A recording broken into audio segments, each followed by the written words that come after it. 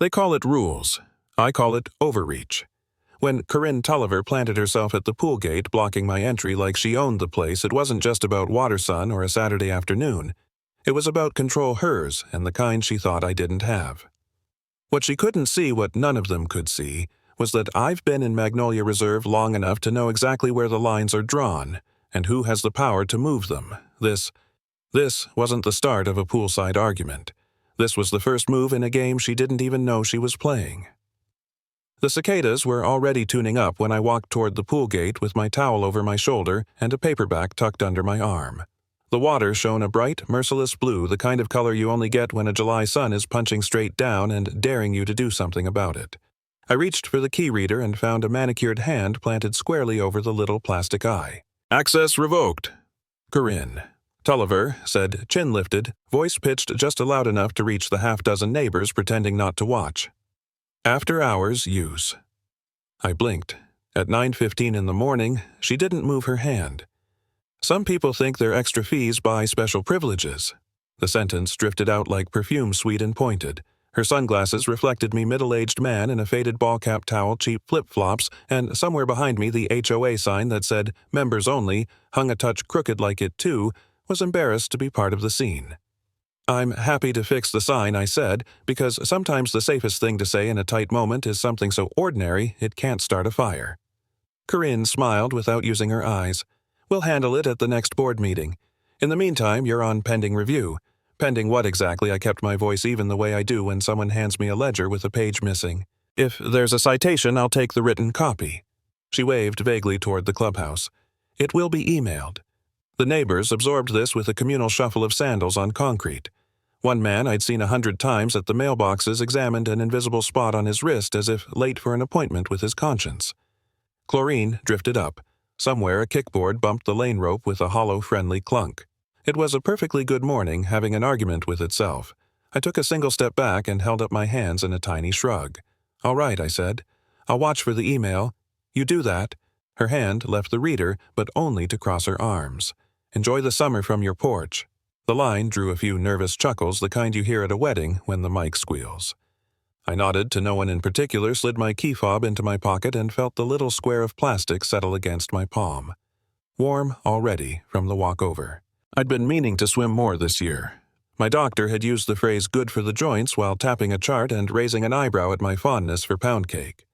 It was not a great sign to be exiled on medical grounds. "Victor," a neighbor murmured as I turned her voice small.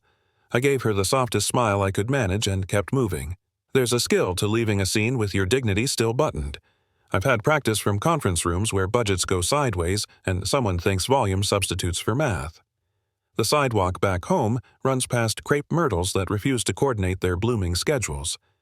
I let their pink confetti stick to my flip-flops and considered what pending review might be made of. In my line of work, those words usually mean paper emails, dates, attachments with names like Final, Final 2.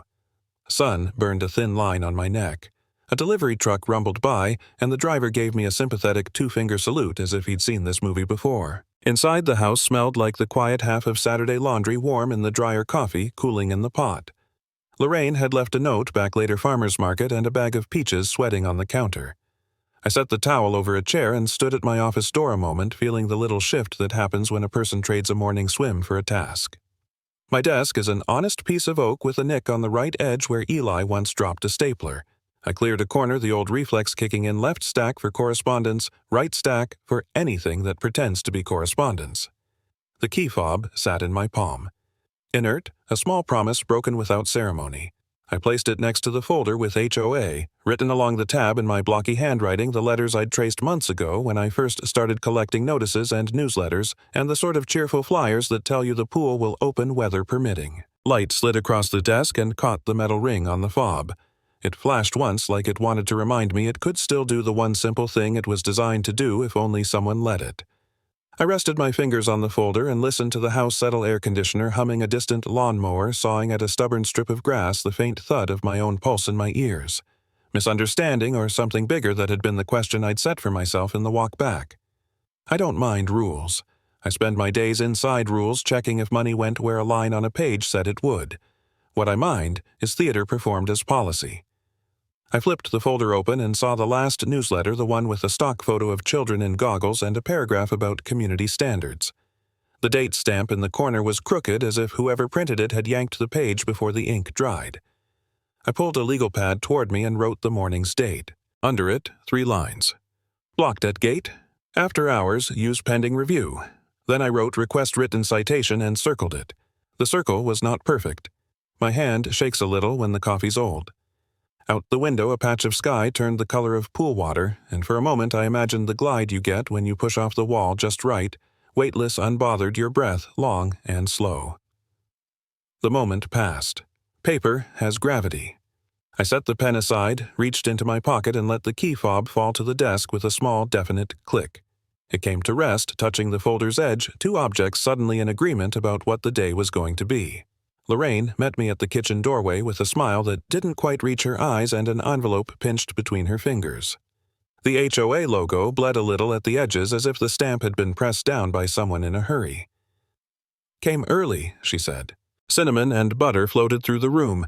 A pan of rolls cooled on the stove sugar crust, cracking as it settled. Inside the envelope, a fine for an oversized patio umbrella. I read the line twice, then once more for the comedy of it.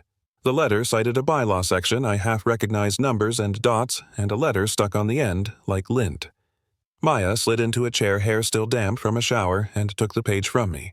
"This subsection references temporary shade structures," she said, tapping with a pinky nail. "But it doesn't define size. Reasonable proportion is a lawyer's red flag. They can make it whatever they want after the fact." Lorraine set a roll on a plate and nudged it toward me. "You replaced that old umbrella last month. Is this about the color? Maybe they don't like teal. Teal is not a crime. I said, though, I've been wrong before." Footsteps pounded down the hall. Eli appeared, half a cinnamon roll already gone, cheeks sugared. "Pool was closed again yesterday," he said around a swallow. "Maintenance. That's 2 weekends in a row. Maintenance." I folded the letter. "Filters, chemicals." He shrugged the shrug of 19. "Dunno." Hank looked stressed. "He said he's waiting on something from the office." Eli glanced at the envelope. "You got one of those too?" "Umbrella?" I said. "Seriously?" He laughed, then stopped when he saw I wasn't. "Okay, not funny. Look, I probably shouldn't say this, but Hank told me the vendor hasn't been paid in months." His voice lowered. "He's been buying chlorine out of pocket to keep the water from going green." Lorraine's eyebrows climbed. "That can't be right." "Could be sloppy bookkeeping," I said, reaching for the folder I'd left on the end of the table last night. The tab read HOA in my block letters.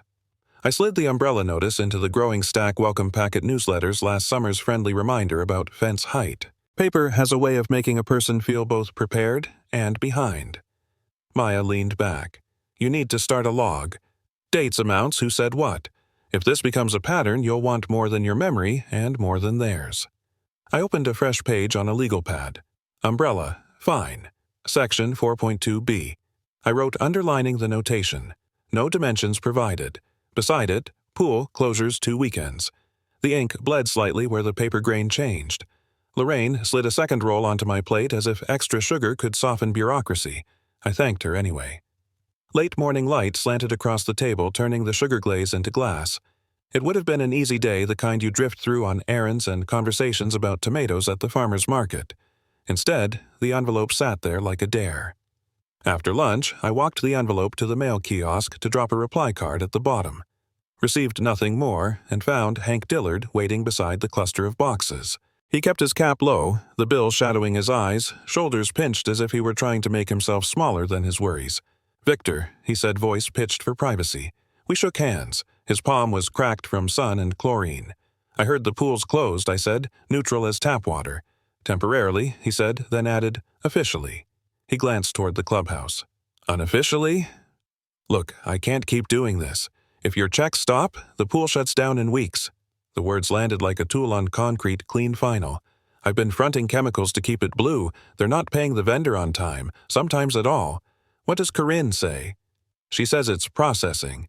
He shifted a tired grin, trying to be a joke. "I've learned processing is a verb for don't ask again." A golf cart whirred by, 2 kids in damp towels riding the back. Hank watched them, then met my eyes. "I like my job, I like these families, but I'm not a bank." "I hear you," I said. Thank you for telling me. He nodded once quick and left me with the hush of the pines and the clicking of cooling metal in the mailboxes. That evening, the house settled into its small sounds dishwasher, sighing a baseball game, murmuring from a neighbor's porch, the last cicadas punching the air. I carried my folder to the office and cleared space beside the keyboard. The legal pad waited patient as a courthouse bench. I logged the fine. The closure's Eli's comment, Hank's confession.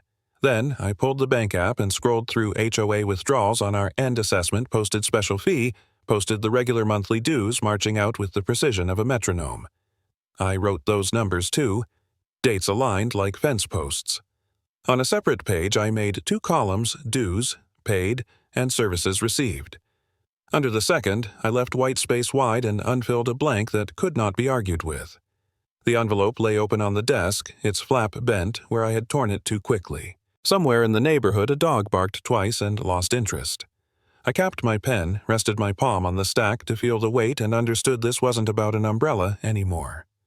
The budget report arrived as a PDF that thought too highly of itself charts and colors no one asked for fonts that wanted to be taken seriously. Halfway down the page where the pool maintenance line should have been, it simply said NA for 2 quarters in a row. I zoomed in as if a closer look might make numbers appear. Nothing.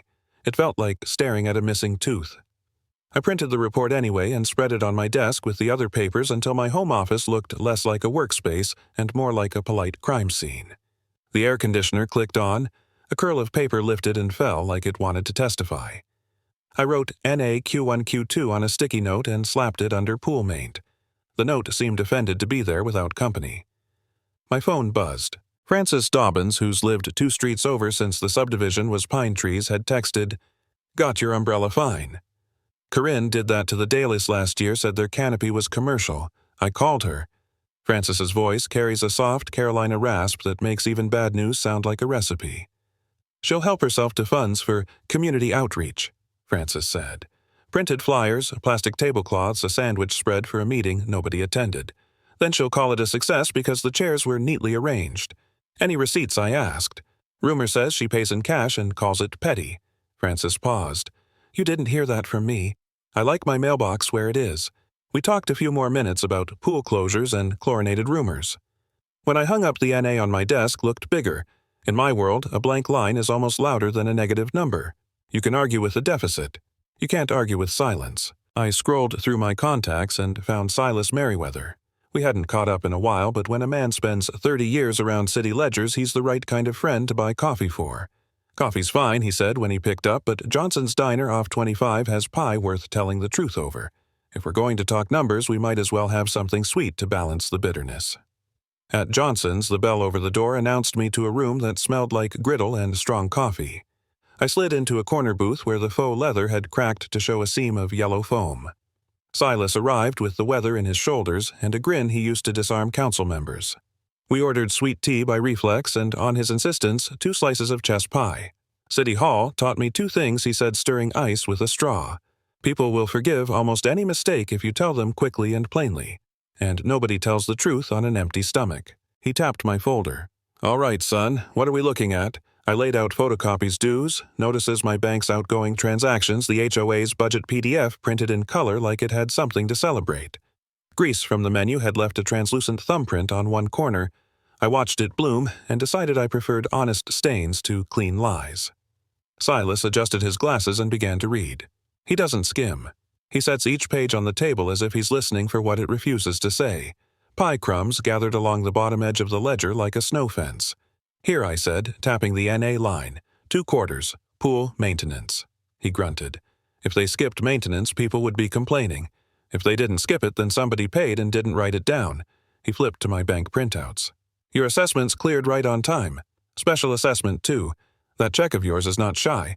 Eli says the vendor hasn't been paid in months, I said. Hank's been buying chlorine out of pocket. Silas's eyebrows made a small journey. He pulled a pen from his shirt pocket and marked the missing vendor column with a neat X. No vendor names here, just services. That's either sloppiness. He let the sentence dangle like a wire. Or, I said, or something you can take to the bank. He looked over his glasses at me, and for a moment I saw the man who once made a councilman apologize to a room full of retirees for mislabeling a sewer fee. We ate pie. It tasted like every Sunday after church I'd ever been dragged to as a boy, sweet dance a little old-fashioned. I told Silas about the pool gate, the umbrella fine, the late-night email promising review. He listened, a hand resting on the table, his fingers freckled and still. Outside the window, trucks rolled past toward the highway. A woman in scrubs laughed into her phone. Life did what it does when you're trying to decide what you'll do next. "I can poke around," he said finally. "County filings are public. If the HOA skipped their annual report, we'll see it. If they filed late, we'll see that too. I'll also check the contractor registry maintenance outfit might have filed a lien or at least complained somewhere it counts." "I don't want a war," I said. "I just want to swim without feeling like I owe someone a song." "Then we'll do this quiet and proper," he said. "Paper to paper. If there's nothing there, you'll know. If there's something, you'll have it in black and white." He slid the budget back to me and tapped the NA one more time, gentle as a knuckle on a door. "Numbers tell the truth eventually, Victor. Sometimes they just need a nudge." When we stood to leave, the booth creaked a note like an old friend. Silas tucked his receipt into his wallet with church-like neatness. At the door, he said, "Give me a day or two. I'll call when I've got something worth your printer ink." Outside, heat rose off the asphalt in ripples. I watched his taillights merge with traffic and felt the small, steadying weight of my folder under my arm. Back home, the papers would go back to their stacks, but something had shifted, the kind of shift that turns a question into a plan. Silas beat the rain by a minute, and the bell over the door sighed as he stepped inside a manila folder tucked under his arm like something that had been wrestled into submission. He slid into the booth opposite me and let the folder drop to the formica with a soft, confident thud. The room was in its mid-afternoon lull fryers, cooling a waitress making daisies out of straw wrappers, rain beginning to tap the windows with the patience of a metronome. "First things first," he said, pushing a coffee mug toward the edge so the pot could find it when it wandered by. "If they've skipped filings, Victor, they're a ghost corporation." He tapped the folder. "And ghosts don't get to hold gates closed." He opened the clasp. The top document wore a brown ring like a wedding band, the unmistakable print of a diner mug. "Pool maintenance contract," he said. "Original term solid, but payments are theatrical." He angled the page so I could see the vendor's letterhead, the tidy columns, the arithmetic insult at the bottom, balance in arrears 14 months. The coffee ring haloed the signature block where Corinne had signed with a flourish. I could smell the paper ink dust, a hint of lemon cleaner from the table. Silas slid the next sheet across. The fee schedule looked as if it had been left in a sunny window for a season, colors faded toward beige edges, curled the binder clip that should have held it square, snapped on one side so the stack slouched like a tired shoulder. "Printed cheap," he said. "Reprinted often. Notice the tiny date in the corner updated, but no minutes attached to show a vote. Changes without process are not changes. They're wishes." Outside, a pickup splashed past, sending a sheet of water against the glass. The waitress topped us off without asking. Silas's spoon made a small galaxy of ripples. He laid down the third piece like a trump card, a state printout from the Department of Consumer Affairs, the kind of web page that still believes in Times New Roman. "Annual report," he said, tapping the columns with a well-kept fingernail. "Due every year. Filed." He looked up over his glasses. "Not in the last 2. I leaned in until I could hear the paper give. "So they exist when it's convenient," I said, "and evaporate when someone asks for receipts." He smiled, brief and tired. "Happens more than it should. But this one's tidy. Contractor unpaid fee schedule on the fly, corporate status delinquent." He flipped the contract back to the top and circled the arrears line with his pen ink biting into fiber. "You don't need anger, Victor. You need daylight." The rain found its rhythm. Somewhere in the kitchen a timer chirped and was silenced. I traced the coffee ring with my eyes and thought about how stains tell a story. A cup set down too fast, a signature done in a hurry, a person who believed the props of authority were enough to make authority real. Silas leaned across the table until the brim of his cap cast a shadow over the numbers. "This is more than mismanagement," he said quietly. "It's leverage." The word felt heavier than the folder. He slid a smaller sheet toward me, a copy of the vendor's dunning email with subject line, "Past due. Final notice time-stamped just after midnight 3 weeks ago. And don't miss the hour," he added. "Midnight emails go out when people are hiding from daylight." The bell over the door clinked again. A couple in work boots came in shaking water from their jackets. I took a breath that smelled like coffee and wet denim and let the weight of the folder settle beneath my hands. There was a line I could draw now, clean and straight, from a blocked key reader to a contract 14 months unpaid to a corporation that had let itself go invisible on paper. "What do you want me to do?" I asked, though I already knew. Ask for everything Silas said. By the book. Bank statements. Vendor roll signed contracts, minutes approving fees. Give them a deadline and give them a reason to meet it, the members who paid for a pool that keeps closing on weekends. Attach what you've got from Hank. Ask politely. Document religiously. The waitress set down our check under a ceramic cow that said, "Thanks," in a font that had outlived 3 owners. I folded the state printout once then again, feeling its stiffness give, and slid it back into the folder. When we stood, the window glass had fogged with our breath and the weathers. Silas buttoned his jacket, the gesture neat as a comma. "You're not picking a fight," he said at the door. "You're correcting the ledger." I walked out into the rain that had become a steady, sensible thing and tucked the folder under my arm like a promise.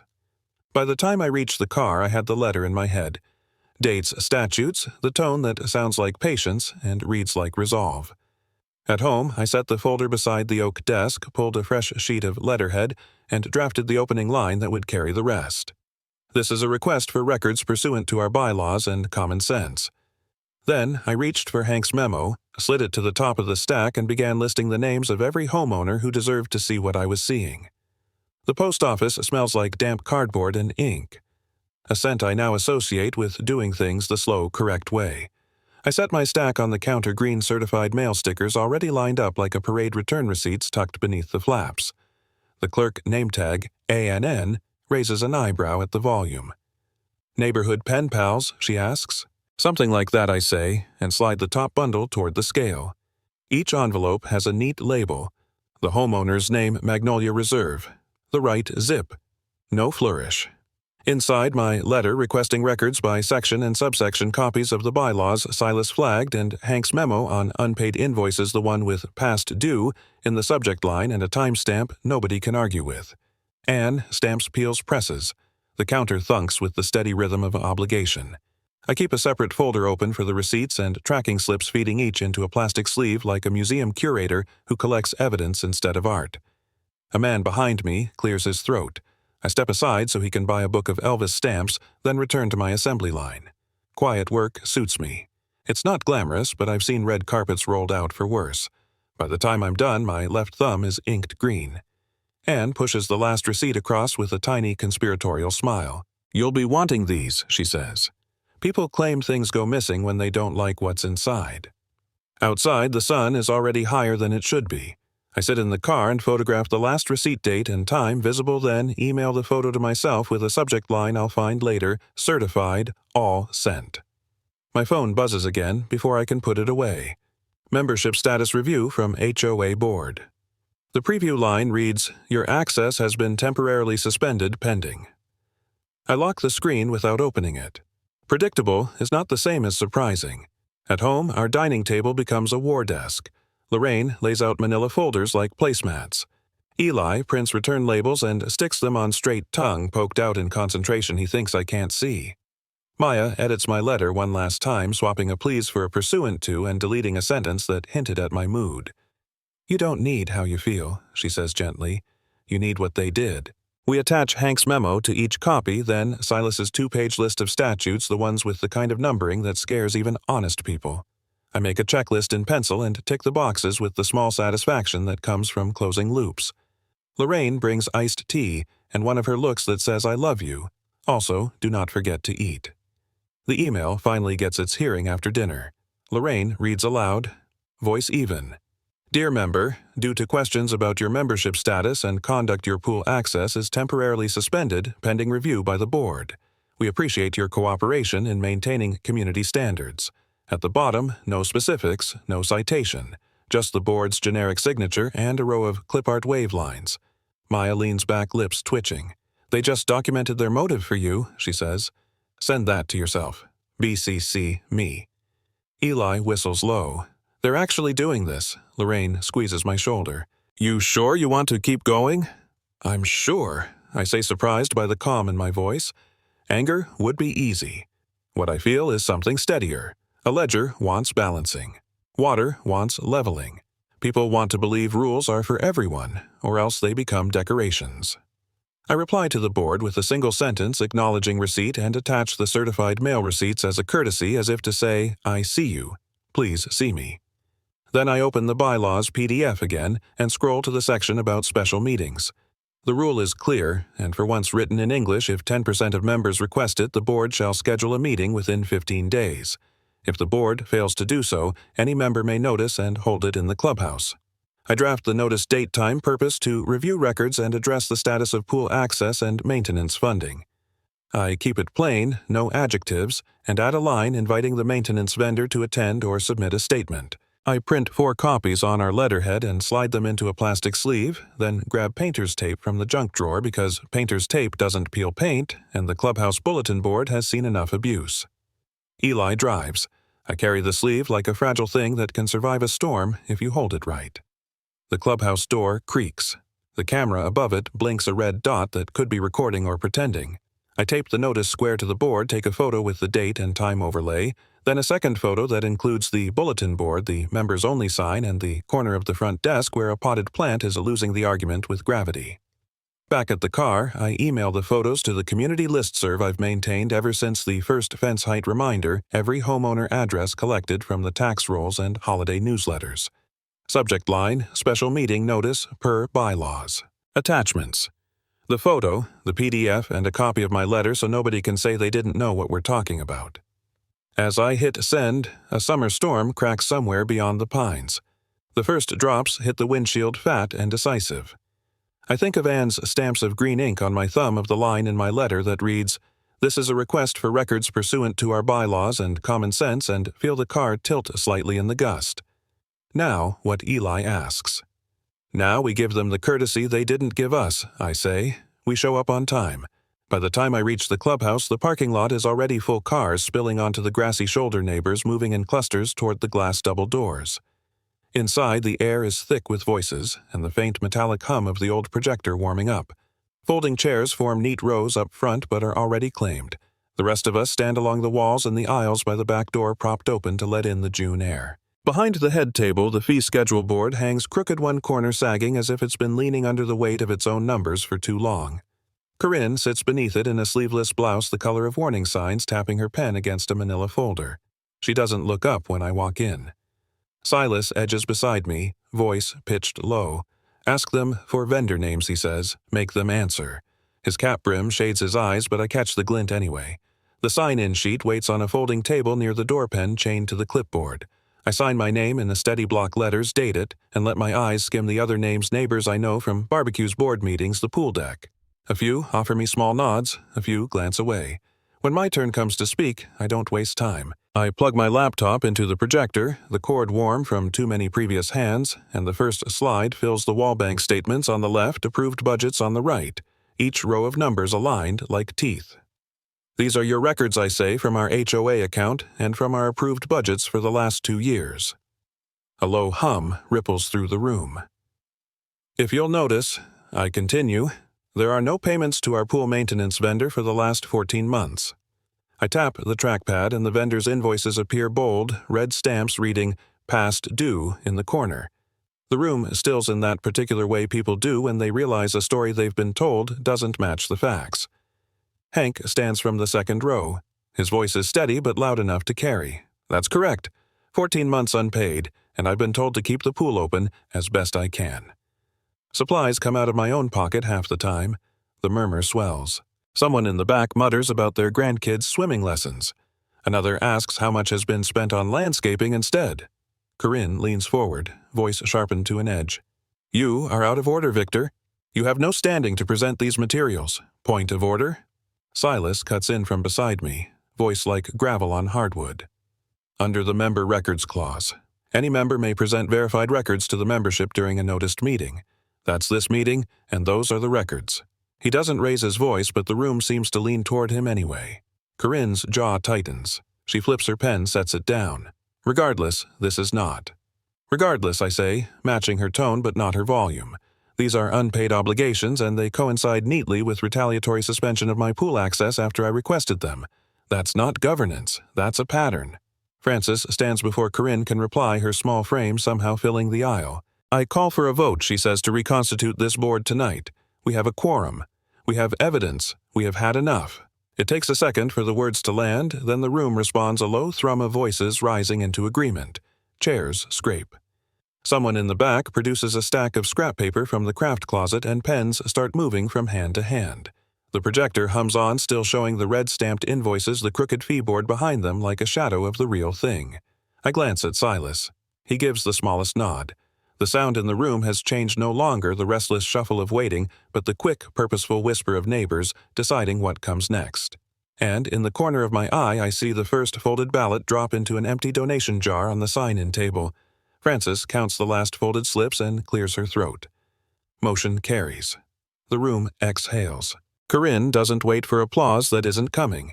She stands, hands trembling, and slides a checkbook across the table, then a sticky note with the admin login scrawled in unhappy ink.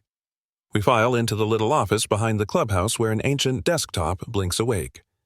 On the monitor, a yellow square clings above the Bezel Pool Chemicals IOU. It's late enough that the building creaks differently. Paper cups sweat rings onto the desk. The coffee has abandoned warmth for principal. Silas takes a chair by the printer and flips open a legal pad. Frances perches at the keyboard. I set my laptop beside hers. Together, we become a small, quiet factory. First order. Frances says, steadying her voice, freeze discretionary spending. I draft the memo and she signs. Silas initials. We log into the bank portal, two-factor code pings my phone, then hers, and switch on dual signature for any payment over $50. The screen confirms with a chime that sounds too cheerful for the occasion. Hank joins by speakerphone, the line crackling with night air. Vendors on edge, he says. They'll resume service if they see a wire by tomorrow and a schedule for the rest. We'll call them now, I say. I'll draft a back payment plan, 3 tranches 2 weeks apart. While Frances puts the vendor on hold and Silas drafts the resolution language, I open the transaction history and toggle the audit trail. Timestamps bloom down the screen, minute-by-minute footprints of who touched what when. Here I say, highlighting entries home and outdoor charges approved at 11:11 p.m. A catering co. Invoice tagged Community Outreach posted the morning after a meeting nobody remembers attending. The ledger shows no corresponding minutes, no vote, no receipt scans, only the quiet audacity of a drop-down menu set to approved. Frances leans in. Open details. The sidebar expands.